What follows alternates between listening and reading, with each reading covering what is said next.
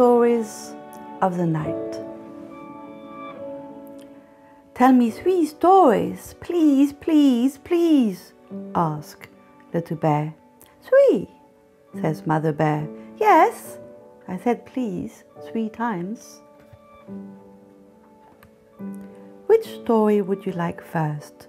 Asked Mother Bear. The one that says it's time to go to sleep, says Little Bear. Mother Bear smiles. Of course. In the deep forest, not too far from here, lived a night garden.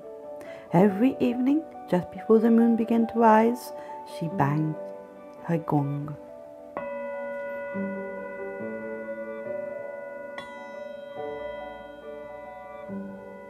It's time, said the night garden, the time when the little ones and the big ones go to sleep.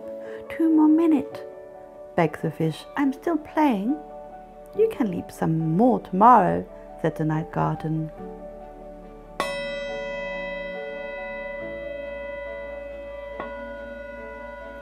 It's time to go to bed, little ant.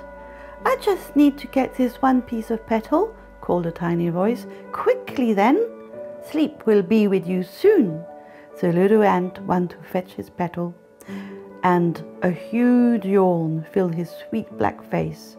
Then he trotted back to his underground town.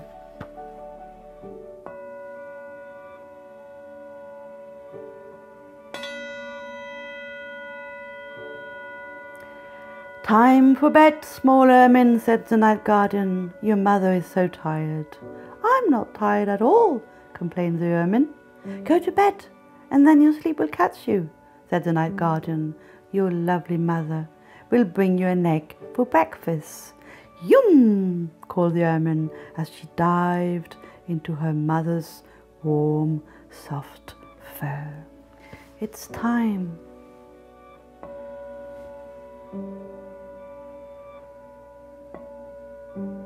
The sky is all black now, but we can count on the stars to lead us into tomorrow.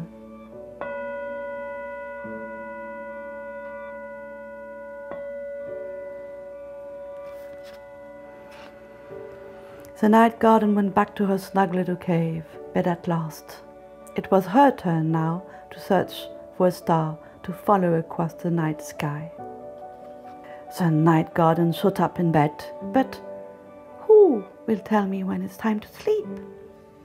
She burst out laughing every night, the same thing.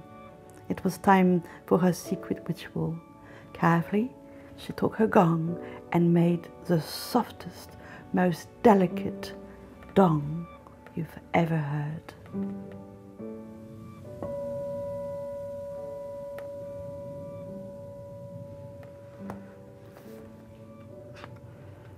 She listened for a while, then she put away her gong, lay down, chose a star and fell asleep.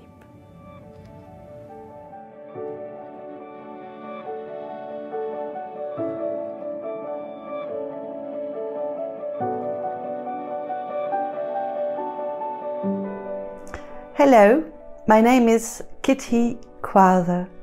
I am the illustrator and the writer of this book called Short Stories of the Night. And it's a story of Mother Bear and Little Bear. And Little Bear will ask to read, and so the mother reads 3 stories. The book has been published in different languages, and it's always super fascinating to see the letters. And sometimes the foreign publishers ask me to do the letters. I even have it in Chinese.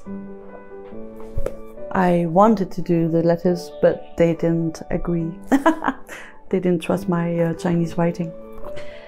This book, the way it started, actually very often is fascinating to see how stories comes out and starts. It's been a while that I wanted to do a book with bears. I find those animals extraordinary, and there's a lot of books about bears.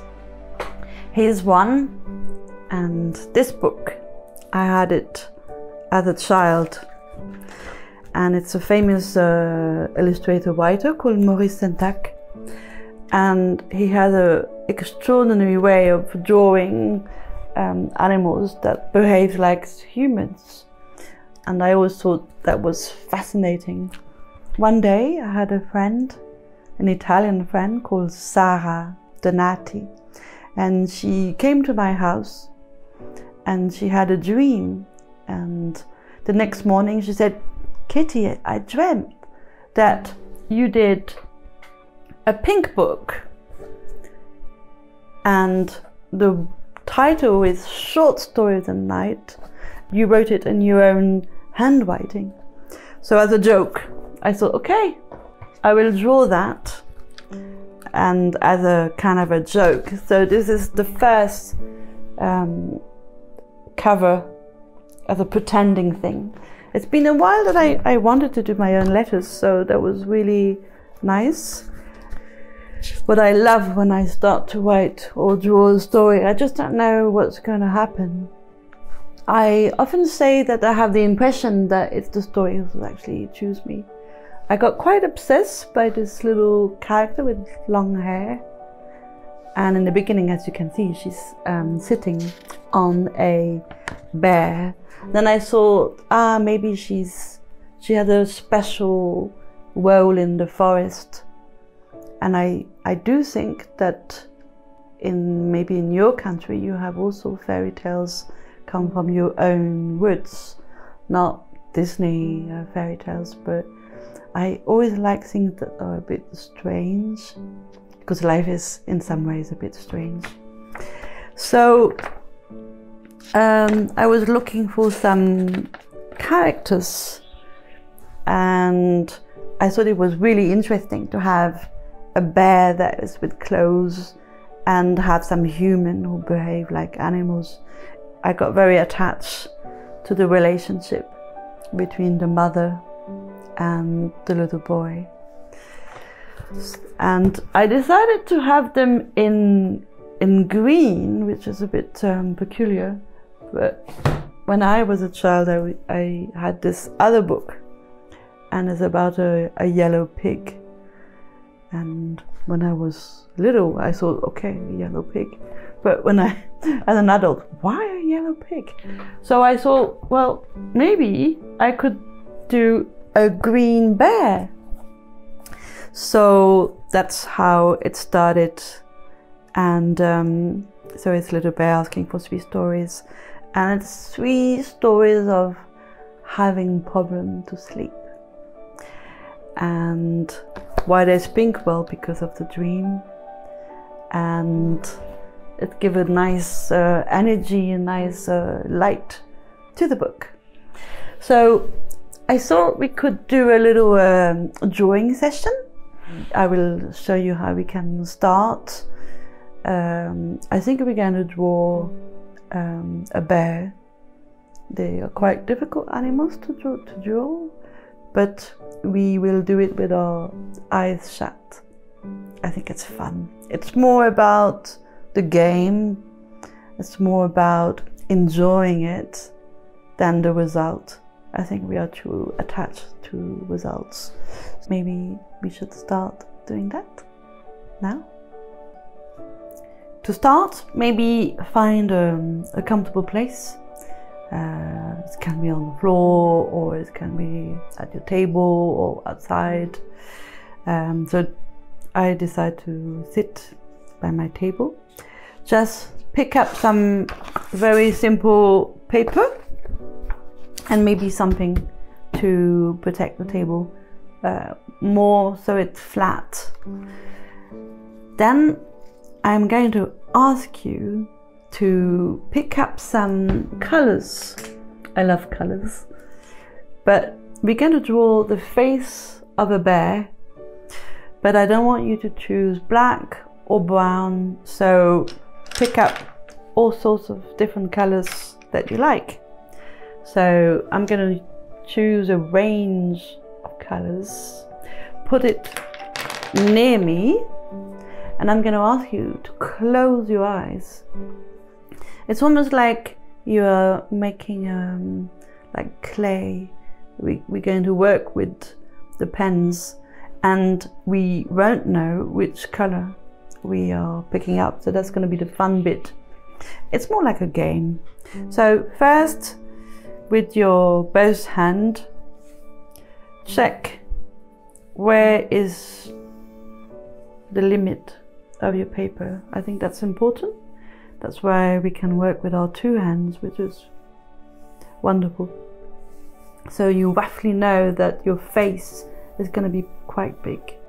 And so the idea here is more you go somewhere and bring back a face of a bear. You could almost imagine yourself walking in the forest and suddenly you meet a bear. And you try and see the fur, the eyes, the nose, the ears. And even if your bear doesn't look like a bear, it's fine. We are here to have fun. That's very important. Okay, so I will do quite a quick one because so you have an idea. But of course, at home or at school or at the library, you can stay much longer, and you can do this with your family. Everybody can do this, and we can have a look at the result. But you can't open your eyes till everyone is done, because otherwise you start laughing. And so here I start. I usually start with the eyes. I find it quite easy. So with my two hands, and it has to be quite relaxing. And very often we forget that we have to see how I use my fingers, and I'm going to draw the eyes, and then I know that there's a nose maybe here. And I also like to listen to the sound of the pen on a paper. I find that super relaxing. So I kind of keep where things are, and then I'm going to randomly pick up another pen. So I'm going to work on the fur.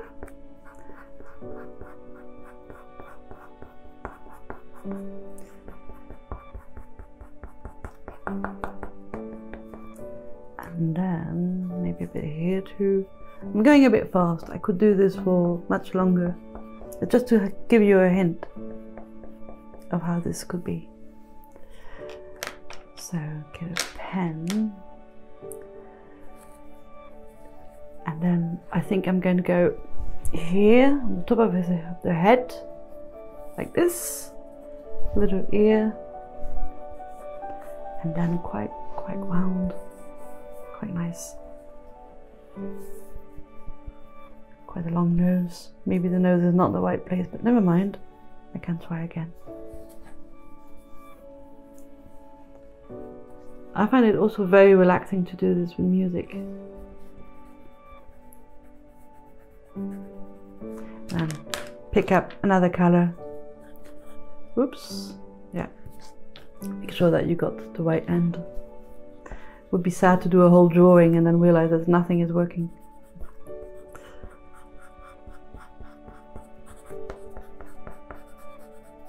I think I could do this all day long. A 24 hours video of me drawing with my eyes shut. But it's nice to explore how colors mix to each other. I love that. Make sure that you have that.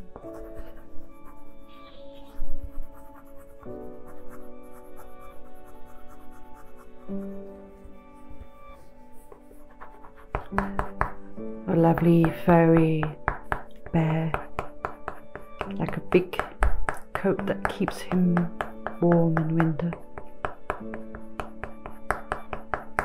Okay, let's say that I stop here, but please keep going. Okay.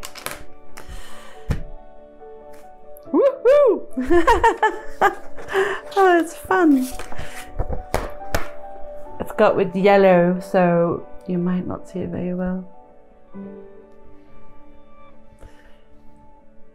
Ah, hello.